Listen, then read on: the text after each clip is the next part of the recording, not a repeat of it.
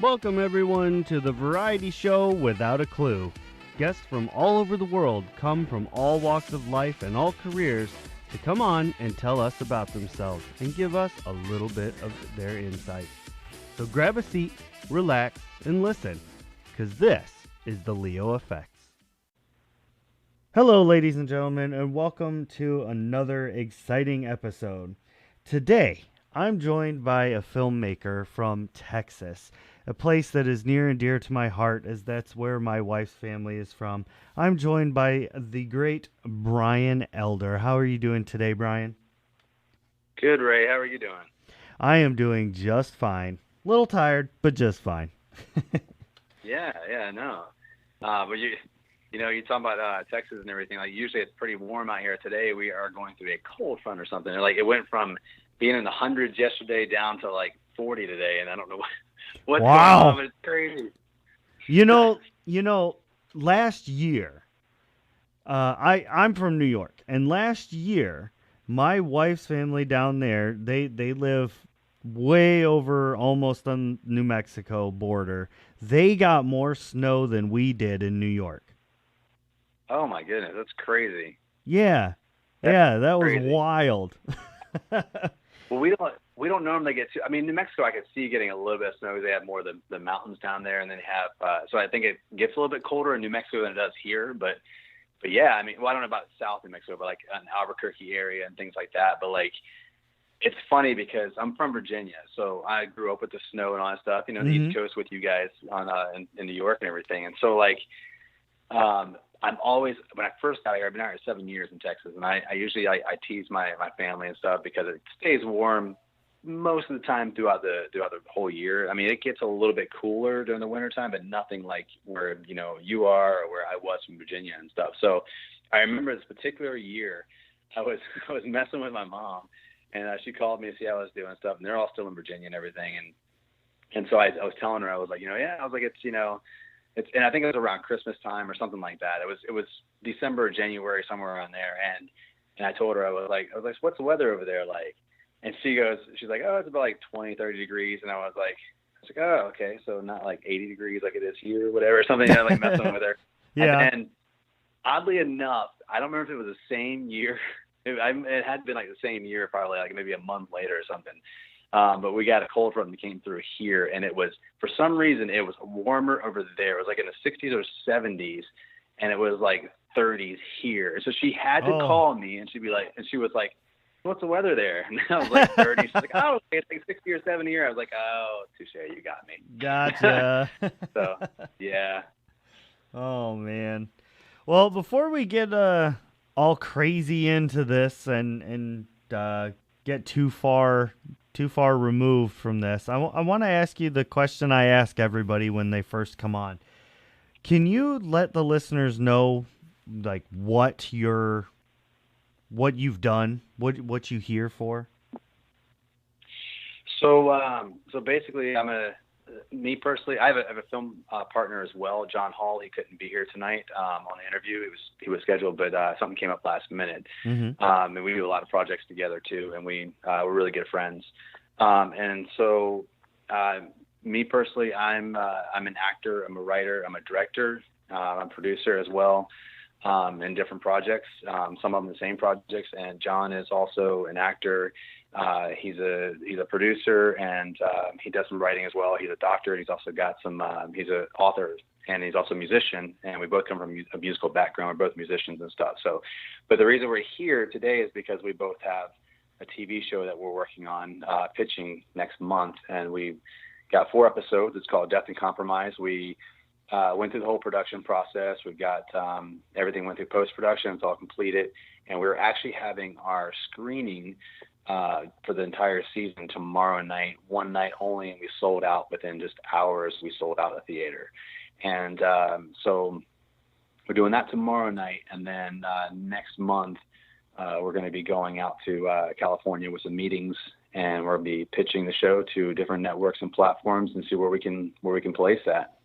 Wow, that's crazy. Like, blows my mind. What's the show about? I don't want you to give away details because obviously people got to watch it for those. But what's the Yeah. generalized idea here? So the show is called Death and Compromise. You can definitely find it on Facebook. So I encourage everybody to get on there and follow us. Check it out because we do make posts about it and everything. And once in a while we might drop a clip or something here and there. We have some that you can probably go on and see. But the show it's a Western, but it's not your typical Western. It's basically it's got a whole bunch of genres in it. So when I say Western, I'm saying it very loosely, even though it's in the 1850s is when it's set. It's more of an adventure Western and has comedy and action. So it's got a little bit of everything for everybody. And so it's based in the 1850s. It's on two fictional characters, Luke Young, who I play, Lemuel Sinclair, who John plays. And we pretty much, I'm trying to run around not giving any spoilers away. We basically we take the viewers on an adventure through being chased and tracked down from a crooked deputy who is got the town and the sheriff now on us as well. But there's more with that because then we go to a saloon. We end up meeting two women who are looking for freedom of their own. So they force us pretty much to take them with us on this adventures. Yeah, so they come with us, and the whole thing just goes, on just a long adventure on what happens with them. I can't say how it starts and I really want to say how it starts, but I can't because then it gives away too much. But there's a lot just involved in it, a lot of plots, a lot of twists, a lot of story. There's a lot going on in it, and it's just. You will laugh when you watch it because there's a lot of funny parts. You'll be surprised at certain things that happen. And that last episode of season 1 will leave you, like crazy wanting more. It leaves on a really, really major cliffhanger. And it's ridiculous. The cliffhanger, everyone's going to be like, oh my gosh, what's happening? But that's the whole point. It's what we did it for. And then, but it just takes you on a really long adventure on those two characters. And then as well as, the two girls that ride with us. And then, I can't say too much more, but it's a big adventure it takes you on and a lot of different genres mixed into this one. That's cool. That sounds like a really good time. I'm definitely going to have to check that out. That's awesome. Yeah. And it's, it's different than most Westerns you see. It's not really like, and the only reason I have to classify it as a Western too is just because it is, it's set in the 1850s, and we are wearing like the Victorian style clothing and things like that, and we have the horses, we have the guns and all that sort of stuff. Mm-hmm. But it's I try to explain to people once you see it, you'll understand. But it's more than a Western. Okay. And it's so different than anything else out there. It literally is different. Just how it molds together. I don't know. It's a different type of series, and I'm really excited. And I know John is really excited about getting this out to everybody to see it. Yeah, for sure. Well, that's great. It sounds just absolutely amazing. Like something that's gonna get everybody involved. Like you said, it's a little bit of everything, so you can't go wrong, right? Yeah, no, definitely not. So, and if we do, then we apologize. Well, somebody once said on one of my shows something to the effect of, "There's no such thing as a good or a bad movie. There's only a movie I do or don't like." Oh, yeah, that's a good point. So, because the same stuff that you might like, I might not, and vice versa. You never know. That doesn't make them bad necessarily. Just that we have different taste. So, but I kind of want to delve into like who you are a little bit. Like, we heard about your show, which is just amazing. I can't wait to see that. but I want to know more about you, the man under the hat. So, Okay. what Oh, go ahead.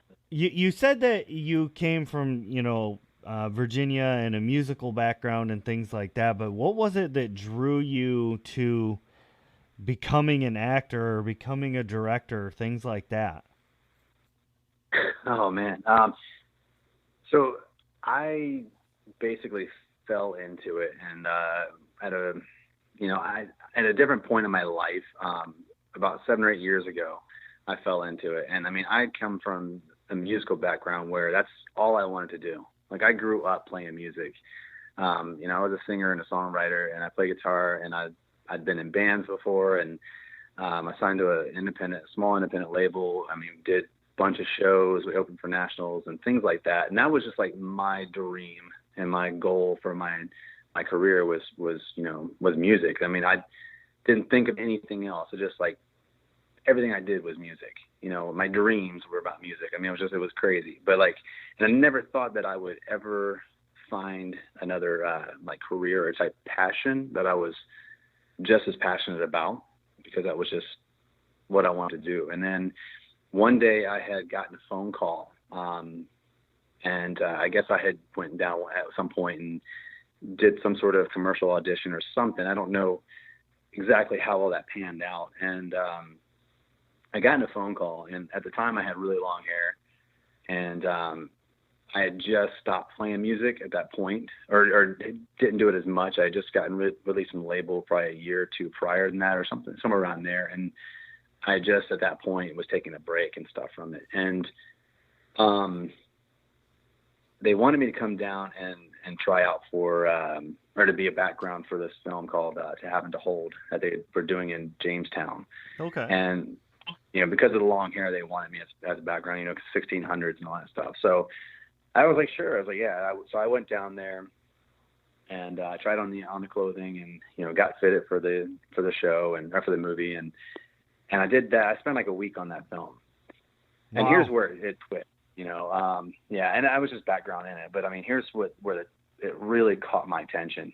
From that film, I heard about Lincoln being done, the Spielberg film that he did on Lincoln. Right. And that was shot in Petersburg and Richmond and all that. And so I heard about that through people that I met on set, and they were like, you should go try out for it and that sort of stuff, and try to get in to being on that set. And I was like, yeah, I'll go do that and stuff. So I went and, I enjoyed being on that set for those 5 days. And then I was like, you know what? I was like, yeah, I'm going to do it. So I went over there.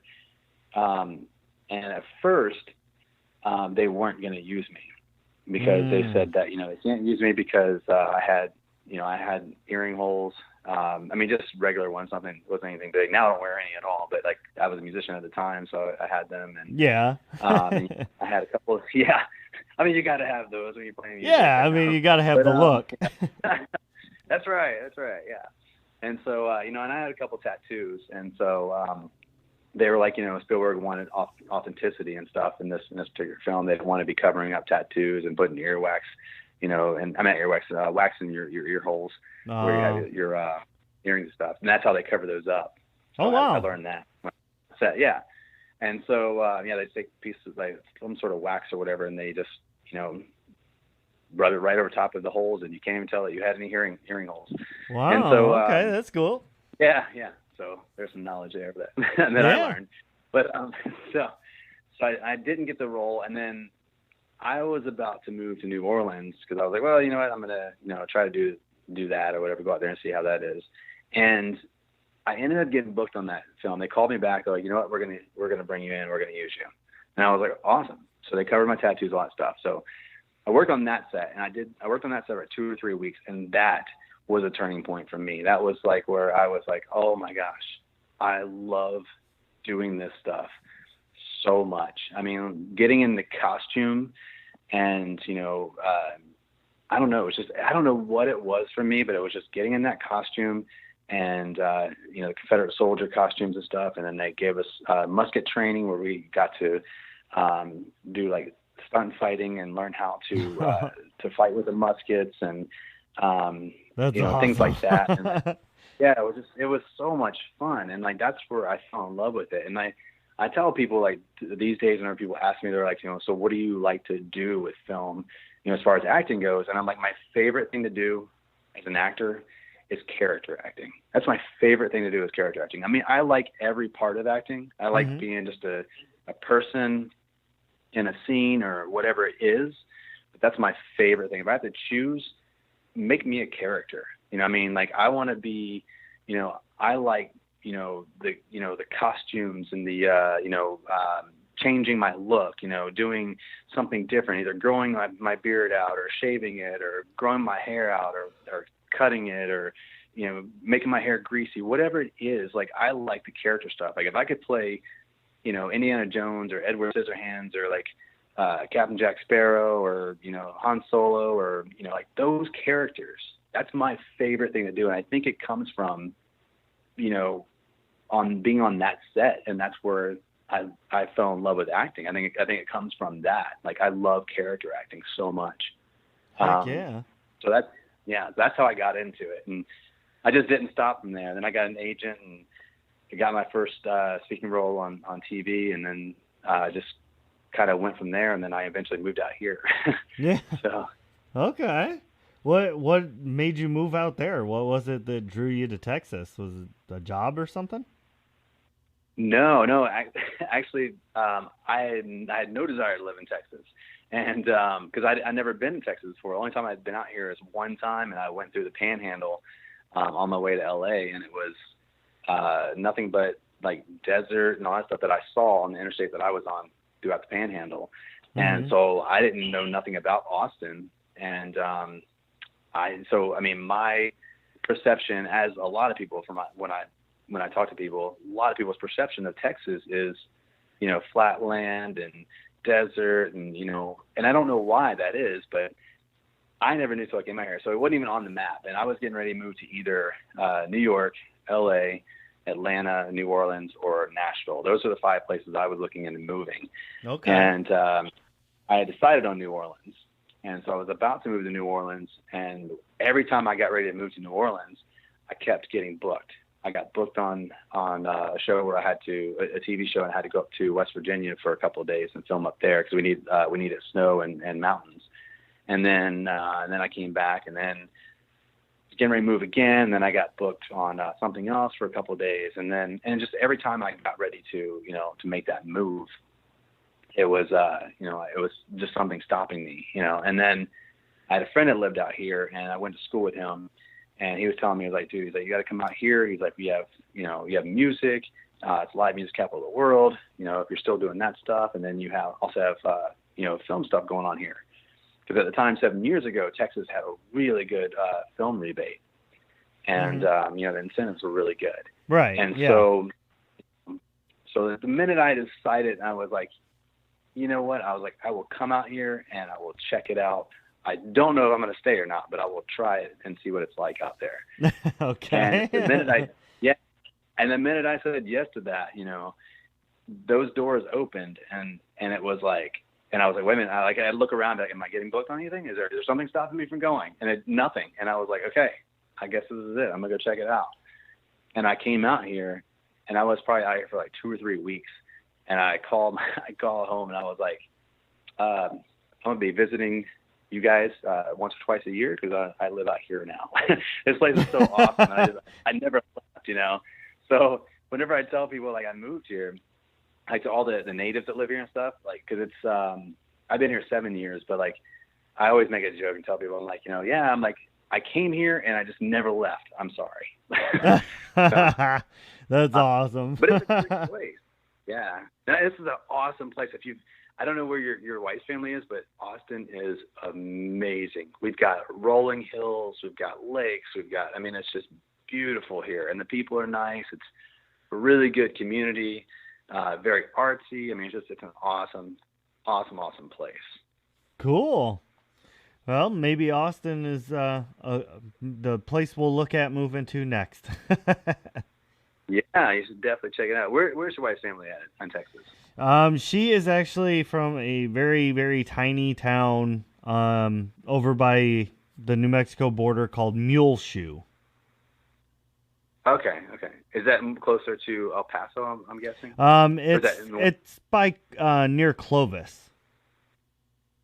I don't know where that is, but All right, fair enough. I yeah. only know where Clovis is because there's an Air Force base there, and my wife's family is near that. That's about all I know. Yeah. So. That's one I haven't heard of. Well, now you're learning something new. That's right. That's right. Awesome. So you said that you moved out there because nothing was holding you back in Virginia anymore, and you broke out, and you told us the story, your origin story, for lack of any other term. So I got to ask this question. You've done a little bit of everything. You've dabbled in all the different paints. What do you like to do the best? I mean, you definitely sound like you like the acting part, especially the character acting best, but maybe you like directing best. I don't know. Yeah, no, so the three things I like the most, and they're for different reasons. Like, I love acting, directing, and writing. If I had to choose top three things, because I do things as well, as like I've done PA and AD work and things like that, and then producing. Okay. Well, holy cow! My favorite, yeah, and I do film editing. Actually, I was editing before you called me. I had to edit a music video for someone, so I do editing as well. But my favorite things are I try to learn as much as I can about it, because then you become a commodity, and you can do different things. So whenever someone's like, "Oh, I've already got that taken care of," I'm like, "Oh, but I do this too." Like, "Oh, well, I can use you for that." That's awesome. Yeah, that's great philosophy. Yeah, well, it's just like, if you're a musician and you can play, guitar, bass, drums, piano, and sing, then, if somebody doesn't need a guitar player, but like, "Oh, I don't need a guitar player. Sorry, I need a bass player." You're like, "Well, I play bass too." Or like, "Oh, I don't need a bass player. I need a drummer." Well, then you're like, "Oh, I play drums too." Like, okay, I can, you can get used more to do, you have more jobs, right? More availability. So try to learn as much as I can, but yeah, so all you listeners out there, that is the thing, is to learn as much as you can, because that's just the thing, is like, not only are you're more knowledgeable about it, if it's something you're passionate about, but you also can get more work, and you can, you're just a commodity. You can do more things. And so I highly recommend learning as much as you can about whatever it is you're passionate about. But yeah, so those three things are my three favorites: acting, directing, and writing. If I had to choose one, it would be acting. And I like directing because I like telling a story. And as you tell by my long stories I tell you from your questions. But, I think they are perfectly appropriate. Well, thank you. I appreciate that. But I like telling stories. I'm a storyteller. And that probably comes from the writing music and stuff, because essentially music or a song is a story of some sort, unless you're writing a political song or, or whatever. It's some form of storytelling. And so I like storytelling, and that's where I like the writing part of it, and I like the directing part of it, and I like working with other actors. So not only, feeding off them as an actor, I get to direct them and make a vision of something come off the paper. And so I like them for all different reasons. Acting, you tell a story, but you're more so, you're a kind of a prop in the story. Right. Directing, you get to show the visual of the story and create something that's compelling and that's adventurous, or something that, or something comedic or something scary, or whatever it is you're doing. You get to tell that story visually. Writing, you get to put that on paper, and so people can read that and go, "Oh, I want to make this," or whatever, or "Oh, this is really interesting," for the ones that read, would rather read like a book or something. It's, even though it's not a book, the screenplay, you're still getting that story out of it, just by reading it and everything. So I don't know, for all different reasons, I like those three the most. Cool. There ain't nothing wrong with that. Yeah. When you first got into doing all this, and you were doing music and first starting out and everything, did you have a lot of support from your family, or was it just kind of "Oh, you're crazy, you'll be back"? When I left for Texas? Yeah. Or when I started doing all... Okay, so when when I left for Texas, my family did think I was coming back. They really Okay. they thought I was coming back, and not for the lack of support. It was just, I grew up in Virginia, and my whole family grew up in Virginia, basically. Besides, I mean, my siblings and stuff. So that's what we knew. We knew Virginia. We never lived anywhere else. My mom and dad did and all that stuff, of course, but we never did. My mom came from LA. She was born and raised there for 20 some years, but Wow. so Okay. that was home for us. Yeah. But that was kind of home for us was Virginia. So, I mean, I'd been all over the United States. I'd traveled and spent a week here, a week there, and of course, playing music, you go to different states and play as well. And stuff like that. When you're, you know, going to Maryland or Florida or Missouri, Michigan, wherever you're going to play. So I've seen a bunch of those states and everything, but I've never lived in another state. And I think they just kind of, and my family's close. So I think they just kind of, and I think it was more my sister. I think she Oh. kind of thought, oh yeah, you're going to go out there, but you're going to, you're going to come back. I mean, this is where your family is. You're coming back here. I mean, Right. Right. uh, Yeah. yeah, I mean, because we all lived close together for our entire life, and so when I never came back and was like, like months later, she's like, okay, guess you're staying out there, but like, so now it's a thing that they all, they're all very supportive, and my mom's always been 110% supportive. Everything I've ever done, everything any of us have ever done, she's always been supportive of. Do whatever it is that you love to do. I will support you in any way I can. I mean, she's the greatest mom in the world, and I'm sure everybody says that about their mom because I mean, mom is mom. So Right. Yeah. but she's great. She was always and she was always good to all of her friends too. She would, if nobody had somewhere to go for Thanksgiving, she'd be like, "Oh, bring them over here. There's enough for everybody. Nobody's Yeah. got somewhere to go. Bring them over here. They're spending Christmas with us." My mom was like, she's the greatest. And but she was always supportive. Like, she actually, funny story. She actually, when I was like 8 or 9 years old, and I don't know where this came from or how this flipped, but I actually used to be really really shy, like stage fright or whatever you want to call it. And so, and then that changed somehow, but like now, I mean, I have no stage fright whatsoever. I'm getting in front of like 10,000 people and play. And I'd rather do that than play in front of 2 people. But, Wow. Okay. growing, I was like, when I was like 9 and she took me, to Star. Do you remember? Was it Starstruck? I think it was. There was Star Search. Star Search. Yeah. Yeah, yeah. So I'm dating myself a little bit here, but like when she took me to Star Search, signed me up for that at like 9 years old because she knew that I wanted to do that, and so she signed me up as a singer, and they were coming to Richmond.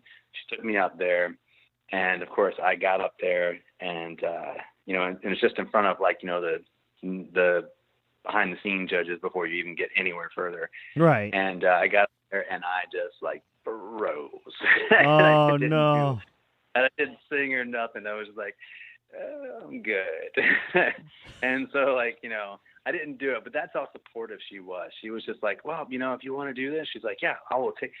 She did that on her own. Like, hey, if you want to do this, I will take you up there, and I will do that. And she bought me my first guitar, and I mean, she would brag to all of her friends whenever I actually got good at what I was doing before I sucked, of course, as I was learning. And Right. once I got to where I was decent and good, then she'd brag to all of her friends and be like, you got to hear my son play. He's really good. He's got a good voice and that sort of thing. And so she was